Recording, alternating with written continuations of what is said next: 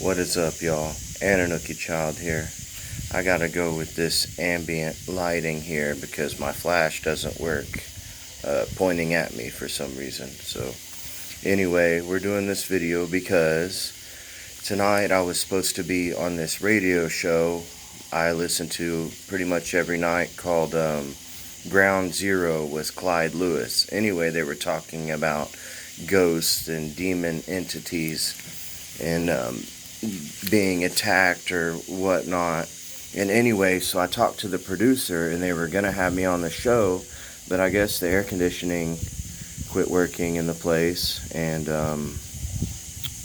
they had to cut the show early. So I had already planned on going on the show, had it all, my notes written out or whatever, and so whatever, here we are. I guess I'm going to do it on YouTube. So these are 3 true, scary ghost type stories, demon, whatever you want to call it. I think once you have one of these type experiences, you're more susceptible in the future. And for me, it started at a young age. I was about 6 or 7 years old. And me and my older brother, we always slept on bunk beds. Well, we, always shared a room or whatever. Sorry. Anyway, so it was his first night to stay the night at a friend's house, which left me alone in my room for the first time. I didn't like it a bit, My parents wouldn't let me sleep in their bed. And so I toughed it out, slept on the bottom bunk, and I woke up. I felt this big hand, like this claw type huge hand. It wrapped completely around my side, like it touched my side from like my armpit to my hip and squeezed me and shoved me off of the bed. And it knocked the wind out of me, and I was just so scared because I had felt it when it grabbed me. And it's not like I just rolled off the bed. I felt it before I was pushed off, And if you've ever been so scared to where your words can't come out, it's just a whisper. I was just screaming, help, help, but I was so terrified, nothing could come out. And in the corner of the room, I saw this burning head entity, like this devil, demon thing. It was just the head of it burning in the corner of the room. I don't remember it ever saying much or anything. It was just kind of like smiling and laughing or something. And all I could do was just try to scream and then shut my eyes and sit tucked in a ball. Until finally, I guess, my parents ran in the room. They finally heard me scream or sensed something. So that was my very first encounter. The next encounter was in New Mexico, and we always stayed in like Red River, Taos, Angel Fire type area. And we were staying at this hotel. Maybe someone can fill me in on which one it was, but it was like multi-story and had little hearts cut out of the railing. It was wood railing and had hearts cut out. It was painted all nice and stuff. But I think I had found this place eventually later on and had read that it was haunted. But anyways, we're if you watch my channel, I've mentioned before, we're direct descendants of the outlaw Jesse James, right? So my dad had took us to this old haunted hotel. It was called the St. James Hotel, and it's in New Mexico.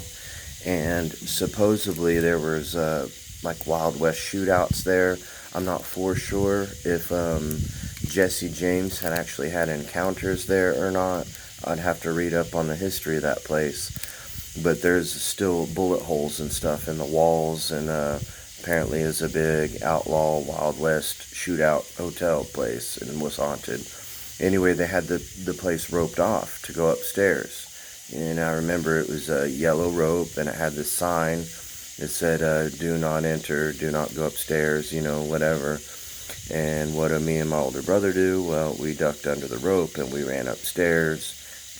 We thought it'd be spooky and funny, and it really was. We opened up a few doors, and it was just like, it just had this overwhelming presence to like, get out, So like, we got freaked out and ran back downstairs. And then we went to some gift shops in Taos, New Mexico, and there was this one really, really creepy gift shop that had like this big crucifix of Jesus on the cross, but he was like dead. Normally like crucifixes, you see Jesus like still alive and like looking towards the sky, This was like his head slumped down, completely pale and blue, bloody, and like Jesus was dead on the cross. And normally you just don't see crucifixes like that, especially big lifelike ones like this. And I remember seeing a baby casket with like clear glass on top, and they had this little baby casket with like little shoes and like the outfit and stuff laid out inside of the baby casket with the clear glass on top. And for some reason that stuck with me and was really freaky. And then they had this robe, and it looked like some sort of ritual robe, and it was black and covered the whole face and had this hood, big black, and I want to say it had some red stitching or something. But anyway, it was a raffle for it says if you guess what this robe is for, you got some sort of gift certificate or something to the place, whatever. I didn't take a guess. Like, the thing was really creepy. Like, just think about some Eyes Wide Shut robe type shit is what it looked like. So anyway, that wrapped up our day cruising around New Mexico, and we went back to our hotel, the one with the hearts on the railing. And I just had this uneasy feeling. I woke up in the middle of the night, and I saw all these little orbs flying all around the room. All these different size orbs. And then like a burning light above the stove area in the kitchen. And then this big dark figure entity standing in front of the bathroom. And we were sleeping on like a pull-out couch, living room, kitchenette area type thing. And my parents were in their shut-off bedroom in a separate room. Anyway, I just, once again, I couldn't speak. So all I could do, my brother was sleeping next to me. And I was shaking him. I'm like, wake up. Dave, wake up, And he wakes up, and he doesn't say any. He just squeezes my arm, and he says, "Don't look at it. I see it too." And he was terrified, and I was too. And I had been watching this stuff, scared the shit out of me. So yeah, I was just closed my eyes, and I guess eventually fell back asleep.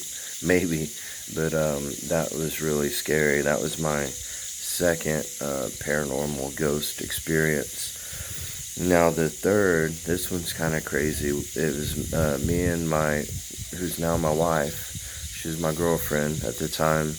We were living in this trailer house, and we had been watching the Mothman prophecies, right? If y'all haven't seen that, I suggest watching it. Really good. But we had pulled out a bed into the living room, and we had do that on like movie nights, So we pulled the bed out in the living room. We were watching with Mothman prophecies. We fell asleep. The credits were rolling, whatever, and my phone starts ringing, and it's my buddy Brett. And I was like, "What? Why is Brett calling late at night?" Like, he was deployed, He was in the National Guard, and he had been deployed overseas. Well, I see Brett on the caller ID, and I answer it, and I'm like, "Hey, what's up?" He's like, "Who's this?" I was like, "This is Matt." I was like, "Brett?" He said, "No, Brett's in Egypt, buddy." He's like, this is Brett's brother. He's like, what are you doing calling me so late at night?